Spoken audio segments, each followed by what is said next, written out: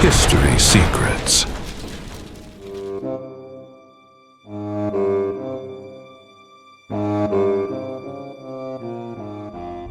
Yet, si ce que nous appelons le ciel n'était pas aussi fermé que nous l'imaginons. 1. Le silence sur les rives du fleuve Kébar semblait ordinaire ce jour-là. Rien ne laissait présager ce qui allait se produire. Ézéchiel n'était qu'un prêtre parmi les exilés de Babylone. Un homme arraché à Jérusalem, loin du temple, loin de sa terre, entouré par une puissance étrangère qui dominait le monde antique. Rien n'indiquait que sa vie serait marquée par l'une des visions les plus troublantes de l'histoire religieuse. Puis le ciel s'ouvrit, pas comme une simple métaphore poétique. Le texte transmet l'impression d'une rupture, comme si quelque chose d'invisible avait été déchiré devant lui. Dans le chapitre 1er, verset 1er du livre d'Ézéchiel, il est écrit « Auraient les cieux s'ouvrir, et j'eus des visions de Dieu. » À partir de cet instant, le récit prend une tournure presque impossible à suivre de manière rationnelle. Le prophète décrit d'immenses nuages, un feu vibrant à l'intérieur de ceux-ci, et une lumière semblable à du métal incandescent. Ce n'était pas une vision immobile. Tout semblait vivant. Quelque chose approchait. Le plus étrange est qu'Ézéchiel ne cherche pas immédiatement à interpréter le phénomène. Il tente simplement de le décrire avec le plus de précision possible. Cela crée une sensation rare dans les textes anciens. Au lieu d'apparaître comme un symbole clairement expliqué, la vision ressemble au témoignage de quelqu'un qui essaie de comprendre quelque chose qui dépasse largement sa capacité de compréhension. Puis apparaissent les créatures. 4 êtres, à l'apparence partiellement humaine. Chacun possédait 4 visages et 4 ailes. Leurs mouvements défiaient toute logique ordinaire. Ils se déplaçaient sans tourner leur corps, avançant directement dans n'importe quelle direction. Et il y avait des roues, d'immenses roues, des roues à l'intérieur d'autres roues, recouvertes d'yeux tout autour. Ézéchiel insiste sur ce détail à plusieurs reprises, comme si celui-ci l'avait profondément marqué. Livre d'Ézéchiel, chapitre 1er, verset 18. Et leurs jantes étaient hautes et impressionnantes, et les 4 roues étaient remplies d'yeux tout autour. Pendant des siècles, les rabbins et les érudits juifs ont interprété cette vision comme faisant partie de la Merkava, le char céleste de Dieu.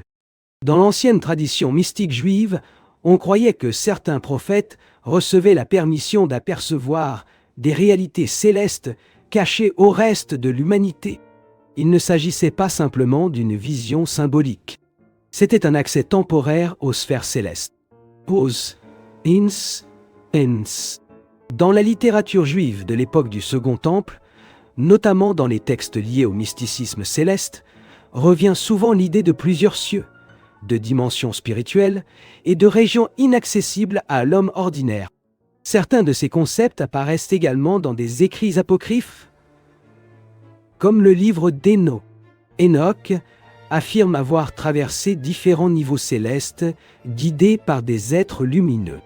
D'autres textes parlent de portes célestes, de passages entre les mondes, de salles de feu, de trônes entourés de créatures surnaturelles. Les ressemblances avec la vision d'Ézéchiel sont difficiles à ignorer. C'est peut-être pour cette raison que certaines traditions mystiques anciennes ont considéré cet épisode comme une véritable expérience de traversée spirituelle, non pas un rêve ordinaire, non pas une simple métaphore religieuse, mais une ouverture entre les dimensions. Le détail le plus fascinant se trouve dans la structure même de la vision. Elle progresse par étapes. D'abord, le ciel s'ouvre, puis apparaît une tempête lumineuse. Ensuite viennent les créatures, puis les roues. Après cela, un firmament cristallin. Et enfin quelque chose qui ressemble à un trône dominant l'ensemble. Comme si Ézéchiel traversait successivement différentes couches d'une réalité invisible. Cette progression a conduit certains chercheurs modernes à comparer le récit à des expériences visionnaires extrêmes, à des états altérés de conscience et même à certains phénomènes aériens inexpliqués. Au XXe siècle, des auteurs liés à l'hypothèse des anciens astronautes ont commencé à interpréter la description comme le possible témoignage d'un contact avec une technologie avancée. L'ingénieur aérospatial Joseph F. Blumrich a tenté de reconstruire techniquement la structure décrite par le prophète. Selon lui, certains détails évoquaient des mécanismes articulés, des systèmes d'atterrissage et des mouvements tridimensionnels difficiles à attribuer à une simple imagination symbolique. Pourtant, cette interprétation se heurte à une difficulté majeure. Le texte est profondément imprégné du langage spirituel hébraïque. Le feu, les trônes, les créatures ailées et la lumière céleste apparaissent dans de nombreux autres passages bibliques. Dans bien des cas, ils représentent la présence divine plutôt que des objets physiques. Mais le récit d'Ézéchiel semble différent. Il contient un excès de détails, un excès de mouvement, un excès de précision visuelle. Et c'est peut-être précisément ce qui continue de rendre cette vision si troublante aujourd'hui. Parce qu'elle semble osciller entre deux mondes, entre symboles et expériences, entre spiritualité et phénomènes observables, entre révélation et contact. Un autre aspect rarement évoqué concerne l'état psychologique d'Ézéchiel à cette époque. Il traversait une crise profonde. Jérusalem avait été détruite. Le temple était menacé. Le peuple juif vivait l'humiliation de l'exil. Pour de nombreux Hébreux, cela signifiait que Dieu avait abandonné Israël. Et pourtant, la vision se produit loin de Jérusalem, loin du temple. C'était une idée révolutionnaire. Le message implicite semblait être que la présence divine n'était pas enfermée dans un lieu précis. Le ciel pouvait s'ouvrir n'importe où sur la terre, même en Babylonie. Et c'est peut-être là l'un des éléments les plus importants du récit. La vision n'apporte pas de réponse définitive. Elle provoque un déplacement intérieur, une désorientation, un mystère. Ézéchiel, lui-même, semble incapable de comprendre pleinement ce qu'il contemple. À plusieurs reprises, il utilise des expressions comme yoga, quelque chose qui ressemblait à oh, yoga, l'apparence de yoga, comme si c'était you. Il évite les affirmations absolues, comme quelqu'un qui tente de décrire l'indescriptible. Peut-être parce qu'il croyait réellement se trouver face à quelque chose que le langage humain était incapable de contenir. À la fin de la vision, Ézéchiel tombe le visage contre terre. Pas simplement par respect religieux, mais parce que l'expérience semble écrasante. Le texte transmet la peur, le choc, une surcharge sensorielle, comme si le prophète avait contemplé quelque chose qui transformait entièrement sa perception de la réalité. Et des siècles plus tard, la question demeure. Le ciel ouvert, vu par Ézéchiel, était-il seulement une vision symbolique, une expérience mystique profonde, une représentation spirituelle de la gloire divine, ou la rencontre avec quelque chose que l'humanité antique ne possédait pas les mots pour expliquer?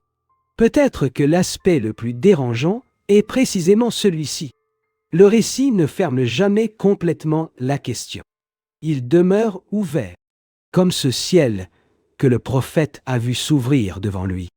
La vision d'Ézéchiel ne s'est pas éteinte lorsque l'expérience a pris fin. Elle a continué à résonner à travers les siècles. Les anciens rabbins évitaient même d'enseigner publiquement les premiers chapitres du livre d'Ézéchiel à des personnes non préparées. Dans certaines traditions juives, on croyait que ce texte cachait de profonds dangers spirituels. Certains maîtres affirmaient qu'une mauvaise interprétation de cette vision pouvait conduire à la folie, à l'orgueil spirituel ou à la ruine intérieure. À première vue, cela peut sembler exagéré. Mais cette crainte avait une raison historique. La vision de la Merkava était considérée comme l'une des expériences les plus élevées et les plus mystérieuses de l'ancienne spiritualité juive. Il ne s'agissait pas seulement de comprendre des mots écrits. Le véritable objectif était de contempler les mécanismes mêmes du ciel, ou du moins ce que les anciens croyaient exister au-delà du monde humain. Si ce qu'Ézéchiel avait aperçu n'était que la première porte d'une réalité encore plus vaste.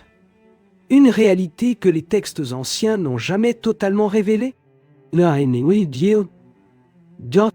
Des textes mystiques plus tardifs décrivent des hommes cherchant à s'élever spirituellement à travers les cieux, franchissant des régions gardées par des êtres célestes.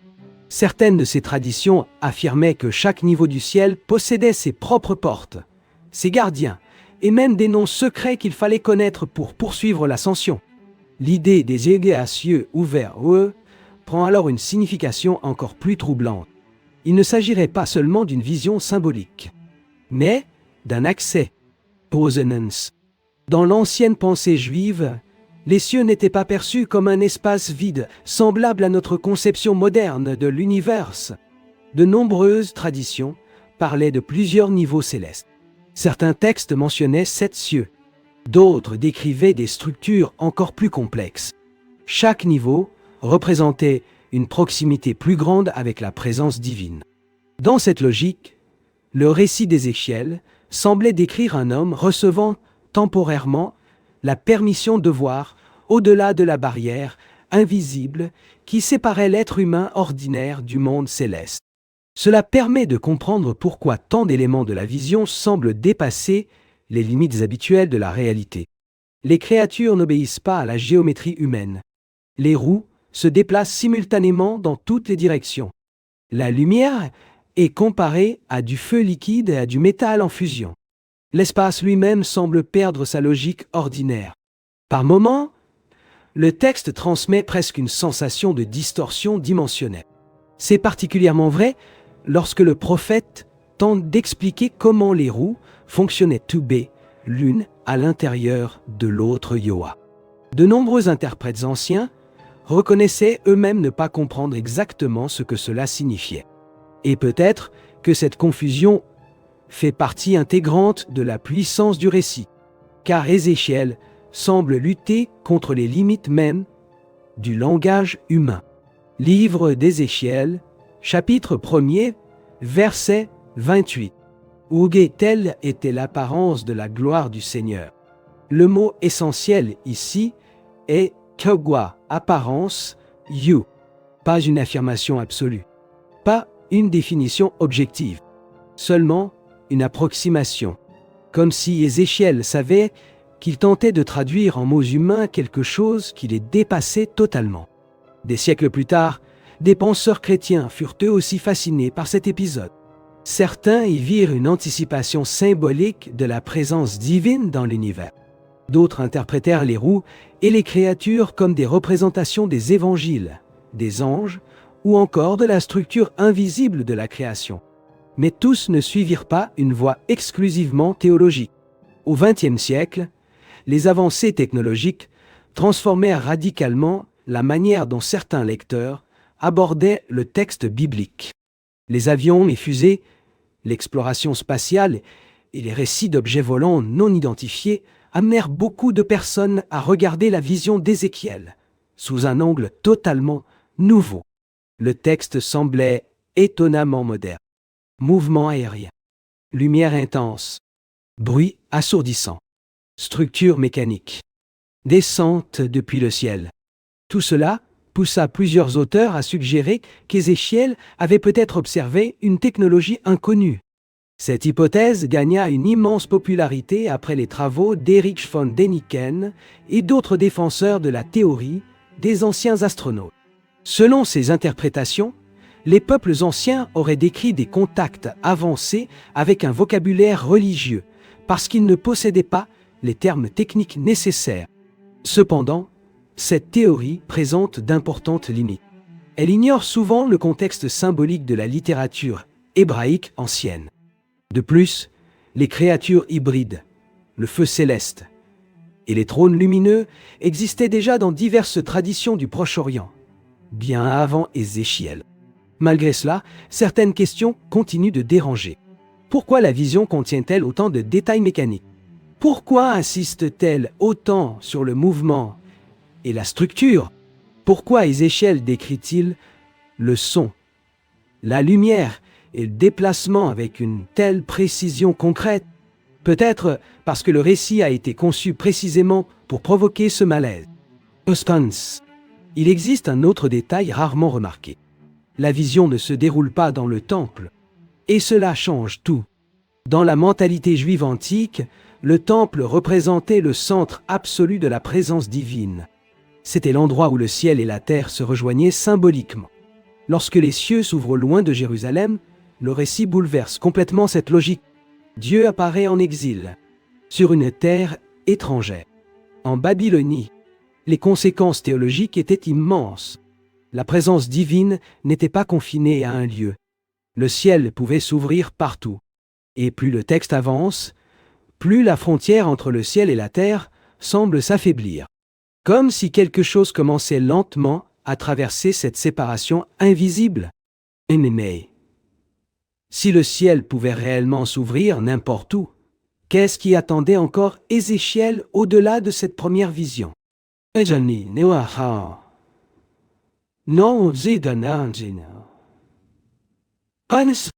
À certains moments du récit, les créatures et les roues se déplacent comme si elles faisaient partie d'un seul et même organisme vivant. Il n'existe aucune séparation claire entre la matière, l'esprit, la lumière et la conscience. Tout semble relié. Tout semble vibrer ensemble. Cette idée influencera profondément les courants mystiques ultérieurs. En particulier, les traditions ésotériques juives qui croyaient à l'existence d'une structure cachée, soutenant l'ensemble de la création. Mais il existe une possibilité encore plus troublante. Et si Ézéchiel n'était pas seulement en train d'observer quelque chose? Et s'il était lui-même observé? Le texte transmet sans cesse une impression de présence consciente. Les créatures réagissent les unes aux autres instantanément. Les yeux répartis sur les roues créent une sensation permanente de vigilance. Comme si le prophète se trouvait devant une intelligence impossible à comprendre entièrement. C'est peut-être pour cette raison que la vision n'a jamais perdu de sa force. Elle demeure étrange même pour les lecteurs modernes. Malgré les millénaires, malgré la science, la technologie et l'astronomie. Parce que le récit ne s'intègre parfaitement dans aucune explication, ni totalement spirituelle, ni totalement physique, ni totalement symbolique. Et c'est peut-être précisément cette ambiguïté qui maintient le portail d'Ézéchiel ouvert jusqu'à aujourd'hui. Il existe un moment particulièrement dérangeant dans la vision. Un détail minuscule, presque perdu, au milieu des descriptions de feu, de roues et de créatures. Le prophète affirme que Yoga, l'esprit des êtres vivants, était dans les roues et Yo. Livre d'Ézéchiel. Chapitre 1er, verset 20. Où est là où l'esprit voulait aller? Ils allaient, car l'esprit des êtres vivants était dans les roues. Cette phrase a déconcerté les interprètes pendant des siècles, car les roues n'apparaissent pas comme de simples objets. Elles semblent dotées d'une forme de conscience. Elles se déplacent en parfaite synchronisation avec les créatures. Elles réagissent instantanément. Il n'y a aucun ordre verbal, aucun mécanisme visible. Tout fonctionne comme une seule entité vivante. Certains anciens érudits juifs pensaient qu'Ézéchiel contemplait la structure invisible même du cosmos. Dans la tradition de la Merkava, les roues devinrent le symbole de puissance céleste supérieure associée aux ophanimes, des êtres angéliques mentionnés dans des interprétations mystiques ultérieures. Pourtant, la description demeure étrange, même dans le cadre du symbolisme religieux. Des yeux partout, des mouvements multidirectionnels, des structures imbriquées, une lumière pulsante, un bruit semblable au fracas des eaux. Tout paraît beaucoup trop concret pour n'être qu'une simple allégorie. Osens. C'est peut-être pour cette raison que cet épisode a influencé tant de traditions ésotériques au cours de l'histoire. Pendant des siècles, des mystiques juifs ont tenté de reproduire des états de conscience semblables à ceux d'Ézéchiel par la méditation, le jeûne, les chants sacrés et la contemplation intense. Certains pensaient que le prophète avait franchi une sorte de seuil spirituel. Non pas un portail physique au sens moderne, mais une rupture temporaire entre différentes dimensions de la réalité. Dans certains textes anciens du mysticisme juif, on trouve des descriptions étonnantes d'ascension céleste.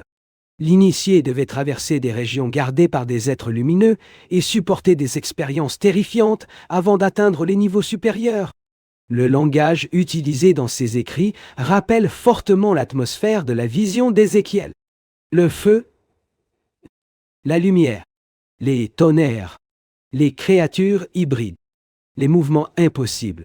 Et surtout, cette impression constante que l'être humain n'appartient pas naturellement à cet endroit. C'est peut-être cela qui rend le récit si puissant. Ézéchiel paraît minuscule devant ce qu'il contemple, presque écrasé. Le texte ne transmet pas la maîtrise. Il transmet la vulnérabilité. Livre d'Ézéchiel. Chapitre 1er. Verset 28. Oré, lorsque je vis cela, je tombai le visage contre terre. Cette réaction est essentielle, parce qu'elle suggère que l'expérience dépassait totalement les limites psychologiques normales du prophète. Ce n'était pas seulement de l'émerveillement religieux, c'était un choc absolu. Certains chercheurs contemporains soulignent que les expériences visionnaires profondes produisent souvent les mêmes difficultés de langage que celles observées chez Ézéchiel. Les personnes confrontées à des états extrêmes de conscience ont tendance à recourir à des comparaisons approximatives. Oré, cela ressemblait à ou à. Oré, quelque chose comme. Oré, comme si c'était. Yo, Ézéchiel utilise précisément ce schéma encore et encore, comme quelqu'un incapable de traduire pleinement ce qu'il a vu. Mais il existe une différence importante.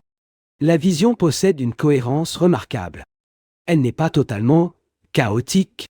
Elle présente une organisation, une hiérarchie, une progression. Et c'est peut-être justement cette cohérence qui ouvre une question encore plus fascinante. Ici, cette vision suivait une structure si précise. Était-ce simplement une expérience intérieure, ou la découverte d'un ordre caché derrière la réalité elle-même? Cette cohérence a conduit de nombreux chercheurs à penser que le texte conservait une tradition extrêmement ancienne sur la manière dont les Hébreux concevaient la présence divine. Non pas comme une réalité statique, mais comme quelque chose de vivant, de dynamique, d'écrasant, presque impossible à contenir. Et c'est peut-être là que l'idée de Yahweh Portail Aïe devient particulièrement intéressante, car le ciel ouvert d'Ézéchiel ne fonctionne pas seulement comme un canal de transmission spirituelle. Il transforme l'espace même du récit.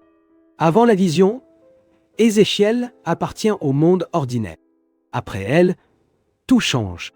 La frontière entre le terrestre et le céleste semble temporairement dissoute. Le prophète demeure sur la terre. Mais il ne semble plus appartenir entièrement au même niveau de réalité. On retrouve cette idée dans d'autres épisodes bibliques. Jacob rêve d'une échelle reliant le ciel et la terre. Isaïe contemple le temple céleste rempli d'êtres flamboyants. Daniel voit des créatures mystérieuses et des trônes de feu. Dans l'Apocalypse, l'auteur déclare « Une porte était ouverte dans le ciel. » L'idée d'une ouverture entre les dimensions apparaît sans cesse dans la tradition biblique. Mais dans aucun autre récit, la description visuelle n'atteint l'intensité de celle d'Ézéchiel, peut-être parce qu'elle conserve les traces d'une tradition encore plus ancienne. Certains historiens évoquent d'éventuelles influences babyloniennes et mésopotamiennes dans la construction des images de la vision. La Babylonie possédait déjà des mythologies complexes mettant en scène des trônes célestes, des créatures hybrides et des structures cosmiques. Pourtant, un détail demeure difficile à ignorer. Ézéchiel transforme ces images en expériences personnelles. Il ne raconte pas un mythe lointain. Son récit est traversé par l'urgence émotionnelle, par une peur authentique, par un impact psychologique réel, comme si l'auteur tentait de préserver la mémoire de quelque chose qui l'avait marqué de manière irréversible. Et peut-être que ce fut réellement le cas. Après cette expérience, Ézéchiel change profondément. Sa mission prophétique s'intensifie. Son comportement devient étrange, parfois même difficile à comprendre. Il accomplit des actes symboliques extrêmes. Il traverse de longues périodes de silence. Il rapporte de nouvelles visions déroutantes, comme si ce premier Yuga ciel, ouvert UE, avait également ouvert quelque chose en lui. Peut-être est-ce pour cette raison que tant d'interprétations modernes refusent d'y voir une simple métaphore religieuse, parce que le texte transmet une conséquence, une transformation, un contact, même s'il ne fournit jamais de réponse définitive. Et c'est précisément là que le mystère demeure vivant. Le ciel ouvert d'Ézéchiel n'a jamais été totalement refermé par l'histoire, ni par la théologie, ni par la science, ni par la raison moderne. Car plus on étudie cette vision, plus elle semble exister à la frontière entre symbole et réalité, comme un portail laissé entrouvert à travers les siècles. Ce qu'il y a peut-être de plus troublant dans la vision d'Ézéchiel n'est pas ce qu'il décrit, mais ce qu'il paraît incapable d'expliquer. À plusieurs reprises, le texte donne l'impression que le prophète contemple quelque chose qui dépasse la compréhension humaine elle-même. Il observe des formes, des mouvements, des structures. Mais son langage semble constamment insuffisant. Cela produit un effet rare. Plus les détails se multiplient, moins nous savons ce qui se passe réellement. Et c'est peut-être précisément cette incertitude qui maintient la vision vivante depuis plus de 2 millénaires. Pause Hans. Il existe un aspect rarement commenté dans le récit. Le son. Ézéchiel décrit des bruits puissants émanant des créatures et des roues. Ce n'est pas un détail secondaire. Le son occupe une place centrale dans l'expérience. Livre d'Ézéchiel, chapitre 1er, verset 24. Au gué, j'entendis le bruit de leurs ailes, semblable au grondement des grandes eaux. Ya! La comparaison est extrême. Des eaux déchaînées, des armées en marche. Le tonnerre, une voix puissante. Le phénomène n'était pas silencieux. Il semblait dominer entièrement l'espace autour de lui. Certains interprètes modernes soulignent que les expériences religieuses anciennes mettent généralement l'accent sur la lumière ou sur la voix divine. Mais chez Ézéchiel, le mouvement, la vibration et le bruit mécanique sont omniprésents. Cela rend le récit presque physique, presque tangible. Comme si le prophète se trouvait devant une manifestation occupant un espace réel autour de lui. Once. Un autre détail fascinant concerne la manière dont les créatures se déplaçaient. Elles avançaient sans jamais se retourner. Les roues les suivaient instantanément. Tout semblait parfaitement synchronisé. Aujourd'hui, cela peut sembler simplement étrange. Mais pour les peuples de l'Antiquité, tout mouvement impliquait nécessairement un changement progressif de direction. Ce qu'Ézéchiel décrit paraît ignorer complètement cette logique. C'est peut-être pourquoi de nombreux lecteurs modernes associent la vision à quelque chose de technologique ou d'interdimensionnel. Mais au sein de la tradition mystique juive, une interprétation encore plus profonde existe. Selon certains commentateurs anciens, ce mouvement symbolisait une conscience parfaitement alignée sur la volonté divine, sans hésitation, sans délai, sans résistance. Dans cette lecture, le ciel ouvert ne révélait pas des machines. Il révélait les principes invisibles qui gouvernent la réalité. Pourtant, le texte demeure étonnamment concret. Parce qu'Ézéchiel insiste constamment sur les formes visibles, l'éclat métallique, les structures géométriques et les déplacements physiques. Il décrit ce qu'il voit comme quelqu'un qui a réellement été témoin de quelque chose. Et plus il avance dans son récit, plus une question semble se rapprocher. Si ce phénomène n'était ni entièrement symbolique, ni entièrement matériel, alors quelle réalité intermédiaire Ézéchiel était-il en train d'entrevoir? Au fil des siècles, certains chercheurs ont remarqué une autre caractéristique étonnante. La vision d'Ézéchiel présente des similitudes avec les récits de Égoa, trône céleste du présent, dans plusieurs cultures anciennes du Proche-Orient. Les rois et les prêtres associaient souvent les divinités à des plateformes mobiles, à des nuages lumineux et à des êtres hybrides protecteurs. En Assyrie comme en Babylonie, des créatures ailées gardaient les palais et les temples. Des trônes divins apparaissaient soutenus par des figures surnaturelles. Le ciel était perçu comme une région organisée en niveaux supérieurs. Mais Ézéchiel accomplit quelque chose de différent. Il transforme ces images en expériences directes. Le prophète ne raconte pas un mythe transmis de génération en génération. Il affirme avoir vu ces choses lui-même. Et ce détail change complètement l'impact du récit, car le lecteur ne se trouve plus face à une simple tradition religieuse. Il se retrouve face à un témoignage. Et un témoignage possède toujours une force psychologique particulière. Une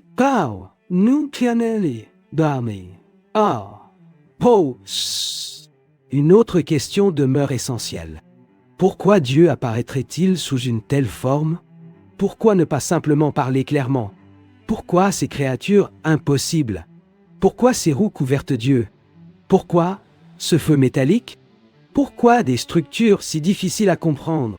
Certains théologiens pensent que cette étrangeté est précisément le message. La présence divine ne pourrait jamais être entièrement traduite dans les catégories ordinaires de la pensée humaine. Le texte recourt alors à un excès d'images, à des paradoxes et à des symboles impossibles afin d'exprimer ce qui échappe à toute explication rationnelle. Dans cette perspective, le Ega, portail d'Ézéchiel, ne serait pas seulement une ouverture entre deux mondes. Il représenterait une rupture dans la logique humaine elle-même, comme si le prophète avait momentanément accédé à une réalité où l'espace, la conscience et la matière fonctionnaient selon des lois différentes. Cela pourrait expliquer pourquoi tant de lecteurs ressentent un malaise lorsqu'ils tentent d'interpréter l'épisode. Le texte résiste. Il échappe aux définitions. Il refuse d'être enfermé dans une seule explication. Aux Zeus, même l'image finale de la vision demeure enveloppée de mystère. Au-dessus des créatures et des roues, apparaît quelque chose qui ressemble à un firmament de cristal. Au-dessus de ce firmament, se tient une figure assise sur un trône, entourée d'une lumière éclatante. Livre d'Ézéchiel, chapitre 1er, verset 26. Orié sur le trône se trouvait une figure ayant l'apparence d'un homme.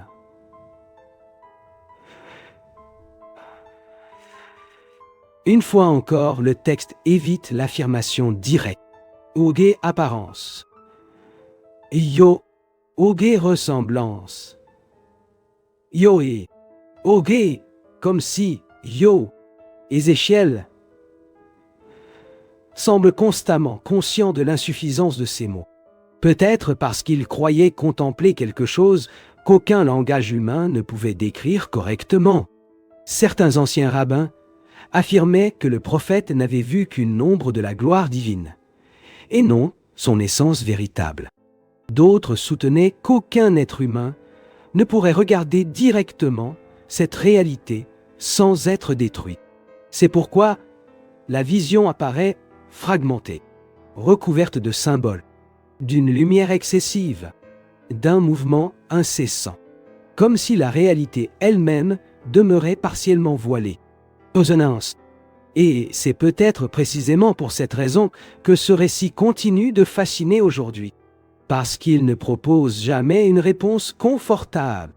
La vision peut être comprise comme une expérience mystique, comme un langage symbolique, comme une œuvre prophétique, comme un phénomène psychologique extrême, comme une tradition ésotérique, ou même comme le contact avec quelque chose d'inconnu. Mais aucune de ces explications ne parvient à éliminer totalement les autres. Le ciel ouvert d'Ézéchiel demeure suspendu entre interprétation et mystère. Et plus le temps passe, plus cette vision semble remettre en question les frontières entre religion, conscience et réalité, comme si cet ancien portail n'avait jamais été complètement refermé. Pendant longtemps, les chercheurs ont considéré la vision d'Ézéchiel comme un texte isolé dans la tradition biblique. Mais à mesure que de nouveaux manuscrits anciens furent étudiés, de nombreuses connexions commencèrent à apparaître. L'idée des cieux ouverts revient sans cesse dans la littérature juive et chrétienne ancienne. Dans de nombreux récits, ces expériences impliquent des êtres lumineux, des structures célestes et des accès temporaires à des régions invisibles de la réalité. Le schéma est ancien et récurrent. Dans le livre de la Genèse, Jacob s'endort dans le désert et voit une échelle reliant le ciel à la terre. Des êtres célestes montent et descendent continuellement. À son réveil, il déclare « Ouvrez, cet endroit est la porte du ciel, et yo di do ». L'expression est saisissante. Porte, accès, passage. Bien avant les concepts modernes de dimension ou de portail, les textes anciens évoquaient déjà des lieux où la séparation entre le monde humain et le monde céleste semblait momentanément rompue. Mais chez Ézéchiel, tout paraît plus intense, plus concret, plus visuel. Si les visions de Jacob, de Daniel, de Jean et d'Ézéchiel ne parlaient pas de phénomènes différents, mais de la même réalité observée à travers des regards différents. Nézar, Djer, Fa, Enlias, Olion, Do. Dans le livre de Daniel, le prophète contemple lui aussi des trônes, du feu et des êtres mystérieux. Dans l'Apocalypse, l'auteur écrit. Dans l'Apocalypse, l'auteur écrit. Après cela, je regardai. Et voici, une porte était ouverte dans le ciel. Une fois encore apparaît cette idée d'ouverture, comme si certains moments de l'histoire biblique représentaient des brèches temporaires entre différentes réalités. Certains chercheurs considèrent ces récits comme un langage spirituel purement symbolique. D'autres pensent qu'ils préservent le souvenir d'expériences visionnaires exceptionnellement profondes. Et il existe encore une troisième possibilité. Peut-être que les auteurs bibliques tentaient simplement de décrire des expériences réelles avec le seul vocabulaire dont ils disposaient à leur époque. Cette hypothèse a gagné en popularité au XXe siècle. Avec les progrès de l'astronomie, de l'aviation et de l'exploration spatiale, de nombreuses descriptions anciennes ont été relues sous un nouvel angle. Des phénomènes autrefois considérés comme purement religieux ont commencé à être comparés à des objets volants, à des lumières inconnues ou à des expériences de contact. Dans le cas d'Ézéchiel, les parallèles semblaient inévitables.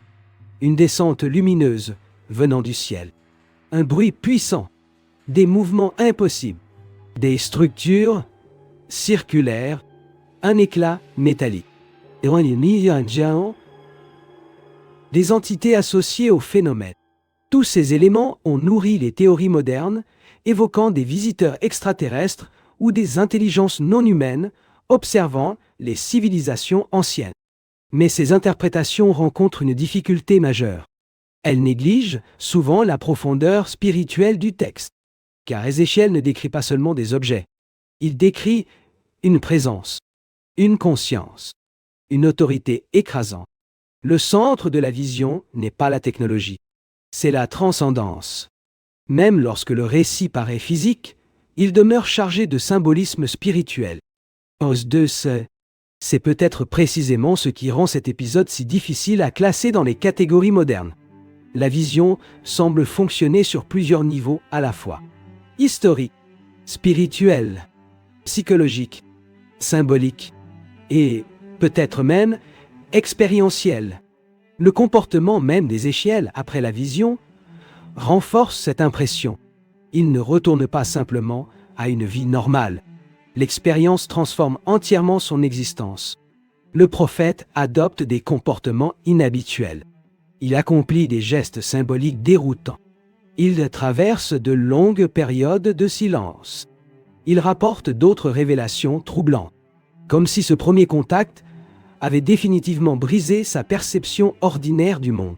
Certains spécialistes contemporains ont comparé cela aux témoignages modernes de personnes ayant vécu des expériences mystiques extrêmes. Beaucoup décrivent une rupture psychologique profonde, un changement durable de conscience et une difficulté à retrouver leur vie d'avant. Mais là encore, quelque chose distingue Ézéchiel, la précision des images, l'organisation du récit, l'insistance sur les détails concrets, comme si la vision demeurait partiellement ancrée dans le monde matériel. Posance. Il existe également un élément rarement abordé, la peur. Les représentations modernes ont souvent tendance à romantiser les expériences spirituelles anciennes. Pourtant, le texte d'Ézéchiel est traversé par une tension permanente. Le prophète ne semble pas à l'aise. Il paraît dépassé, fragile, presque terrifié. Peut-être parce que la vision détruit toute illusion humaine de contrôle. Dans l'Antiquité, contempler le ciel signifiait généralement observer des étoiles lointaines et silencieuses. Mais chez Ézéchiel, le ciel répond. Il se met en mouvement, il descend, il s'ouvre. Cela transforme complètement la relation entre l'humanité et le cosmos. L'univers cesse d'être un simple décor. Il semble devenir conscient. Pause. Hans. Et c'est peut-être précisément cette sensation qui continue de donner au récit sa puissance. Parce que la vision ne parle pas seulement de religion. Elle touche une peur bien plus profonde. La possibilité qu'il existe des dimensions de la réalité totalement invisibles à l'être humain, ordinaire. Des structures au-delà de notre perception. Des intelligences au-delà de notre compréhension. Les régions ou les lois que nous connaissons ne s'appliquent peut-être pas de la même manière. Ézéchiel n'affirme jamais avoir compris ce qu'il a vu. Peut-être parce que personne ne pouvait le comprendre, ni à son époque, ni aujourd'hui. Au fond, le ciel ouvert d'Ézéchiel demeure l'une des images les plus mystérieuses que l'Antiquité nous ait léguées. Une expérience prophétique, une vision mystique, une rupture psychologique extrême, un langage symbolique parlant de la gloire divine, ou peut-être le témoignage fragmentaire de quelque chose qui dépassait totalement les connaissances humaines de son temps. La vérité est qu'aucune interprétation ne parvient à refermer complètement le mystère, car le texte semble avoir été conçu pour rester ouvert, comme une ancienne porte qui n'a jamais été entièrement fermée. Après la vision au bord du fleuve Kébar, quelque chose change profondément dans la manière dont Ézéchiel perçoit le monde. Cela devient évident dans les chapitres suivants. Les expériences ne cessent pas. Elles se multiplient. Le prophète commence à raconter des voyages visionnaires, des déplacements surnaturels et des scènes qui semblent franchir les frontières ordinaires entre le monde physique et la réalité spirituelle. Et l'un de ces épisodes va soulever une question encore plus troublante que celle du ciel ouvert lui-même. Ézéchiel pouvait voir au-delà du monde visible. Pouvait-il aussi être conduit à travers lui d'une manière impossible à expliquer? Et dans l'un des épisodes les plus saisissants de son livre, Ézéchiel affirme être transporté en vision jusqu'à Jérusalem, alors qu'il se trouve physiquement en Babylonie. Livre d'Ézéchiel, chapitre 8, verset 3. Où l'esprit m'éleva entre la terre et le ciel. Oh! La description est étrange. Elle ne ressemble pas à une simple image symbolique. Le texte donne l'impression d'un véritable déplacement, comme si la conscience du prophète avait été arrachée à son environnement immédiat pour être conduite ailleurs. Cette idée apparaît fréquemment dans les traditions mystiques anciennes.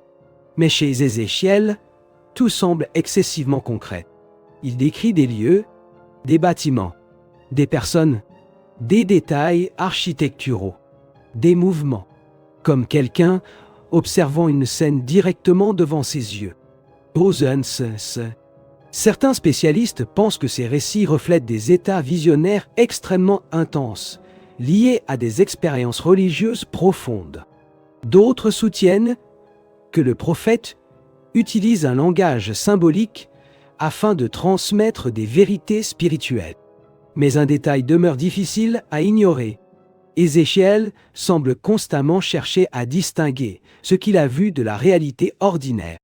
Il n'écrit pas comme un poète inventant librement des métaphores.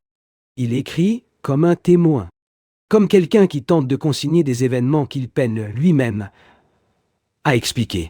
C'est peut-être pour cette raison que tant d'interprétations modernes continuent d'envisager ces visions comme des expériences de contact avec quelque chose d'inconnu, pas nécessairement extraterrestre, mais extérieur à l'expérience humaine habituelle.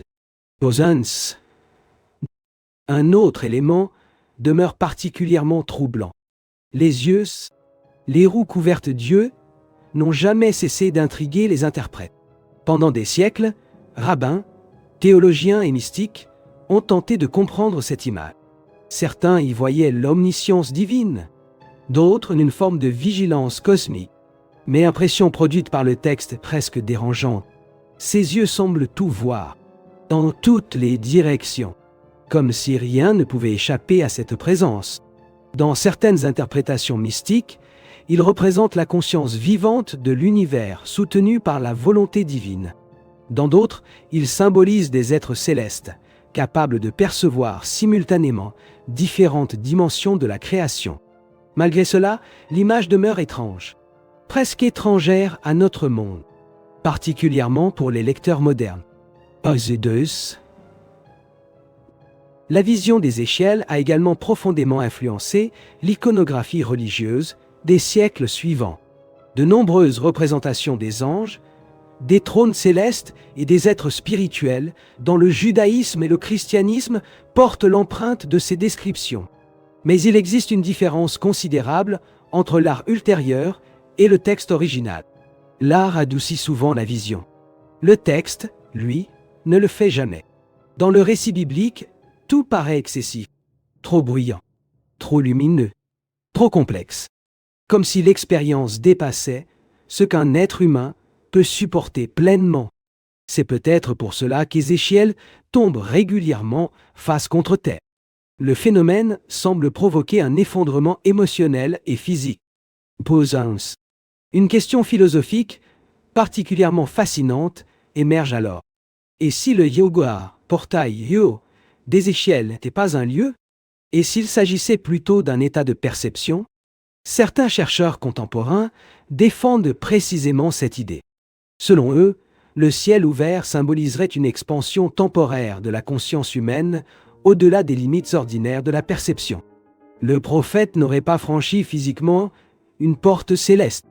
Il aurait accédé à une couche cachée de la réalité normalement invisible. Cette idée se retrouve dans de nombreuses traditions anciennes. Et les mystiques juifs, chez les premiers chrétiens, dans certaines écoles gnostiques et dans diverses traditions orientales. Tout évoque, sous des formes différentes, la possibilité d'accéder à des niveaux cachés de l'existant. Mais une difficulté demeure. Ézéchiel décrit toujours cette réalité comme quelque chose d'extérieur, quelque chose qui vient à sa rencontre, pas simplement quelque chose qui naît dans son esprit. Pause. Elina. Pause. Un.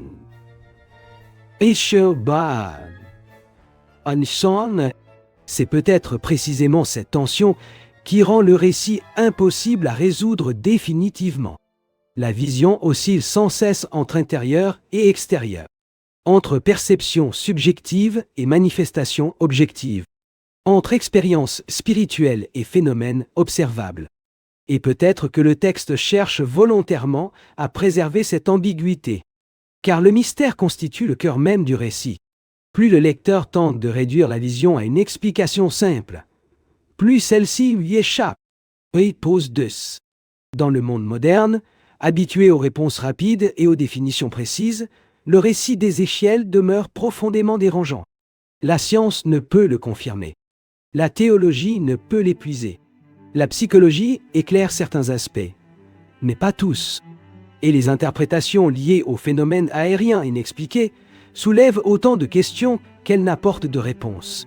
Peut-être parce que cette vision appartient à une catégorie rare d'expériences humaines, celle qui demeure ouverte à travers les siècles, celle qui semble exister exactement à la frontière entre le langage, la perception et la réalité. Et peut-être est-ce pour cela que le ciel ouvert d'Ézéchiel continue de fasciner tant de personnes aujourd'hui, parce qu'il suggère quelque chose de profondément troublant. La possibilité que la réalité visible ne soit que la surface d'un ensemble beaucoup plus vaste. Quelque chose qu'un prophète exilé a cru apercevoir, l'espace d'un instant. Mais, si cette vision n'était que le commencement, quelles conséquences allait-elle encore produire dans la vie d'Ézéchiel et dans l'histoire de tous ceux qui tenteraient de comprendre ce qu'il avait vu? Et ce qu'il y a de plus étonnant, c'est qu'Ézéchiel ne cherche jamais à convaincre qui que ce soit. Il ne construit pas une théorie. Il ne développe pas un système philosophique destiné à prouver son expérience. Il ne tente pas de démontrer rationnellement ce qu'il a vu. Il raconte simplement. Et c'est peut-être ce qui rend son témoignage encore plus troublant. Le texte conserve la sensation d'un récit brut. À plusieurs reprises, le prophète paraît presque aussi déconcerté que le lecteur lui-même, comme s'il essayait d'organiser mentalement quelque chose qu'il n'avait jamais réellement réussi à comprendre. Un aspect souvent négligé dans les interprétations modernes mérite pourtant d'être souligné. La vision ne survient pas pendant une période de stabilité. Elle apparaît au cœur d'une catastrophe historique. Jérusalem avait été détruite, le temple profané. Le peuple juif vivait l'humiliation de l'exil. Pour beaucoup d'Hébreux, cela signifiait l'effondrement même de leur alliance avec Dieu. Dans ce contexte, l'ouverture des cieux prend une dimension encore plus profonde. La vision surgit précisément au moment où tout semble perdu. Mais elle n'apporte aucun réconfort facile, aucune réponse simple, aucune solution immédiate. Ce qu'Ézéchiel reçoit est beaucoup plus déstabilisant.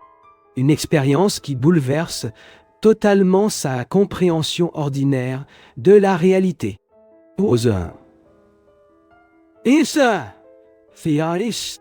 Et c'est peut-être pour cette raison que tout le récit est traversé par une tension constante. Les créatures ne paraissent jamais dociles. Le feu ne semble jamais rassurant. Les roues ne paraissent jamais stables. Tout exprime un mouvement permanent et une puissance écrasante. Même la présence divine apparaît entourée d'une lumière insoutenable et de structures inquiétantes. Cela contraste fortement avec de nombreuses représentations modernes de la spiritualité, souvent associées à la paix et à la sérénité. Chez Ézéchiel, le contact avec le céleste paraît presque dangereux, comme si l'être humain se retrouvait face à quelque chose de beaucoup trop vaste pour être pleinement supporté. 2. Au fil des siècles, différentes traditions ont tenté de comprendre cette étrangeté. Certains rabbins affirmaient que la vision révélait la structure secrète de l'univers. Des mystiques chrétiens pensaient qu'Ézéchiel avait contemplé des dimensions spirituelles inaccessibles à l'homme ordinaire. Certains chercheurs modernes évoquent des états altérés de conscience provoqués par le traumatisme, le jeûne ou l'extase religieuse. D'autres, influencés par les théories liées aux phénomènes aériens inexpliqués, y voient les traces d'une technologie avancée ou d'une intelligence non humaine. Ce qui est remarquable, c'est qu'aucune de ces explications ne parvient à éliminer complètement les autres. Chacune semble saisir une partie du mystère, sans jamais l'épuiser. Une autre question demeure particulièrement inconfortable. Et si le langage humain lui-même était incapable de décrire certaines expériences? Peut-être qu'Ézéchiel n'était pas confronté à quelque chose d'absurde. Peut-être était-il simplement limité par les mots de son époque. Imaginez devoir expliquer l'électricité à quelqu'un vivant à l'âge du bronze, ou décrire une métropole moderne à une personne n'ayant jamais vu une route pavée. Peut-être que le prophète se trouvait face à une réalité qui dépassait totalement les références culturelles et intellectuelles du monde antique. Cela expliquerait la multiplication des comparaisons. Oré comme du feu. Yo, Oé semblable à du métal. Oh, Ogé ayant l'apparence de roue. Ogé quelque chose qui ressemblait à du cristal. Yo. Ézéchiel semble chercher désespérément des images familières pour décrire l'inconnu. Ose. Hans. Fait intéressant, de nombreux témoignages modernes d'expériences extraordinaires présentent exactement la même difficulté. Les personnes ayant vécu des expériences de mort imminente, des états mystiques profonds ou certains phénomènes considérés comme inexplicables affirment souvent « Oré, il n'existe pas de mots pour décrire cela ».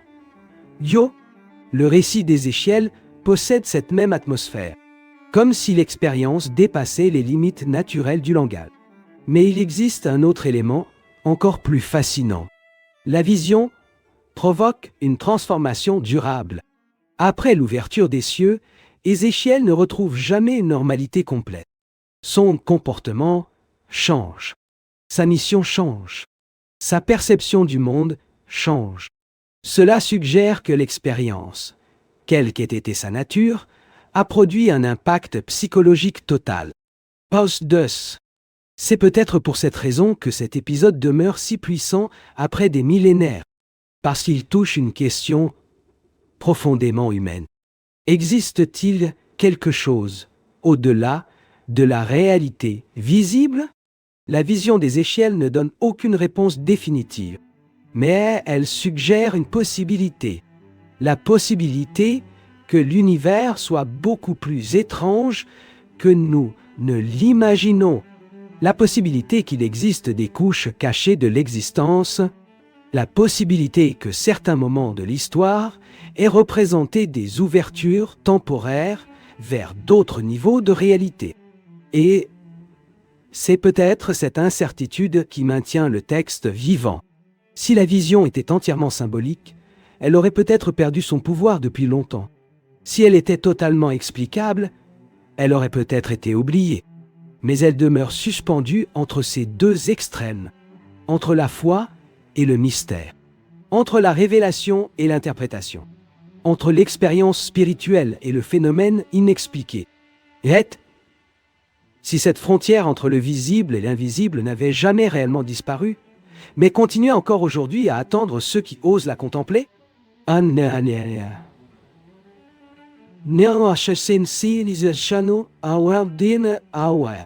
Au fond, le ciel ouvert d'Ézéchiel demeure comme une énigme permanente léguée par l'Antiquité. Un récit qui a traversé des empires, des religions et des siècles sans jamais perdre sa force. Peut-être parce qu'il ne parle pas seulement du passé, peut-être parce qu'il parle d'une limite invisible que l'humanité a toujours cherché à franchir, la limite entre ce que nous connaissons et ce qui pourrait exister au-delà de notre compréhension. Depuis toujours, les civilisations ont levé les yeux vers le ciel à la recherche de réponses. Mais peu de récits anciens décrivent cette relation avec autant d'intensité que la vision d'Ézéchiel. Car le prophète n'observe pas simplement les étoiles. Le ciel réagit. Il s'ouvre. Il se met en mouvement. Il descend jusqu'au monde humain. Et c'est peut-être précisément ce qui rend cet épisode si troublant encore aujourd'hui. Une question silencieuse traverse l'ensemble du récit. Pourquoi certaines expériences semblent-elles ne se produire que pour quelques individus? Ézéchiel n'était ni roi, ni général, ni dirigeant d'un grand empire. C'était un prêtre exilé parmi les vaincus. Et pourtant, selon le texte, il fut témoin de quelque chose qu'aucune puissance terrestre ne semblait capable de comprendre. Cette inversion apparaît fréquemment dans la tradition biblique. Les grandes révélations surviennent dans les déserts, sur les montagnes isolées, dans les grottes, dans l'exil, dans la solitude, comme si certains états humains favorisaient des expériences considérées comme impossibles. Certains chercheurs contemporains pensent que les crises profondes peuvent modifier radicalement la perception humaine. Le traumatisme, l'isolement ou les ruptures existentielles peuvent parfois donner naissance à des expériences visionnaires d'une intensité exceptionnelle. Mais le cas des échelles demeure particulier, parce que sa vision possède trop de structure pour ressembler à un simple chaos psychologique. Elle présente une cohérence interne, une progression, un symbolisme stable, et surtout un impact historique durable. Post-ins, c'est peut-être pour cette raison que son récit a traversé les millénaires. Même dans une époque dominée par la science et la technologie, il continue de provoquer un profond inconfort intellectuel, parce qu'il semble exister dans une région intermédiaire, ni totalement mythique, ni totalement objective, ni entièrement allégorique. Chaque époque tente donc de le relire à travers ses propres références. Dans l'Antiquité, la vision fut comprise comme une manifestation céleste. Au Moyen Âge, elle devint l'un des fondements du mysticisme de la Merkava. À l'époque moderne, elle fut comparée à des phénomènes aériens et à des hypothèses extraterrestres. Et aujourd'hui encore, elle continue d'être étudiée par des théologiens, des historiens, des psychologues et des chercheurs spécialisés dans les phénomènes inexpliqués. Peu de textes anciens ont conservé une telle capacité à fasciner des générations aussi différentes. Il existe également un autre détail profondément symbolique. Le ciel ouvert ne reste pas ouvert éternellement. La vision prend fin. Le portail se referme. Ézéchiel revient au monde ordinaire. Mais il revient transformé. C'est peut-être l'aspect le plus humain de toute cette histoire, car les expériences qui changent une vie disparaissent souvent rapidement, ne laissant derrière elles que des souvenirs, des questions et une tentative de compréhension. Peut-être qu'Ézéchiel a passé le reste de son existence à essayer de comprendre ce qu'il avait vu au bord du fleuve Kébar. Peut-être n'a-t-il jamais obtenu de réponse définitive. Le texte semble le suggérer. Au lieu d'expliquer, il préserve le mystère. Au lieu de refermer la question, il la laisse ouverte. Et c'est peut-être là la véritable force du récit.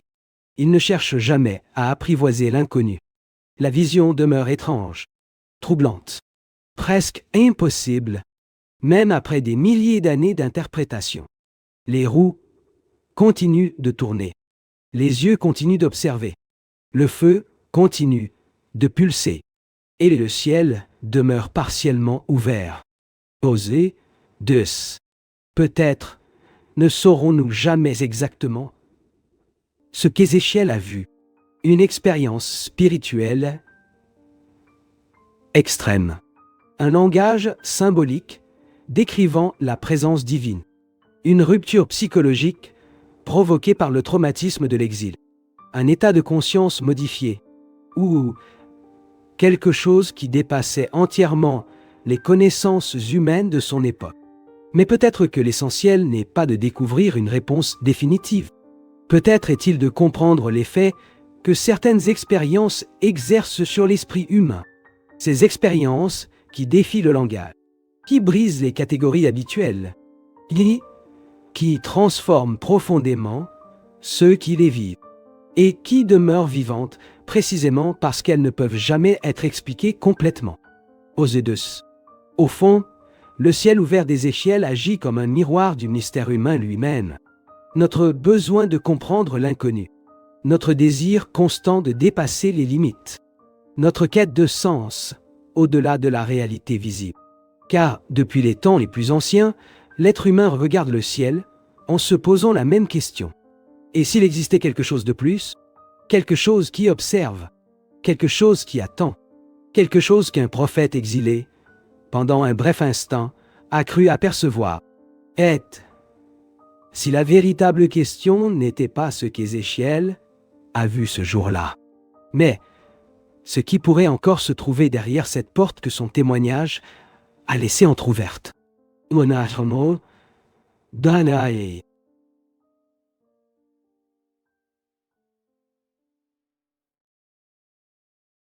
Le passé ne disparaît pas. Il reste gravé dans des monuments anciens, dans des textes oubliés, et dans des récits qui ont traversé les siècles. Chaque découverte révèle une nouvelle énigme. Et chaque énigme nous rapproche de la vérité. Vous regardez History Secret. Abonnez-vous et continuez à enquêter sur les secrets cachés de l'histoire. Car certains secrets de l'histoire attendent encore d'être révélés.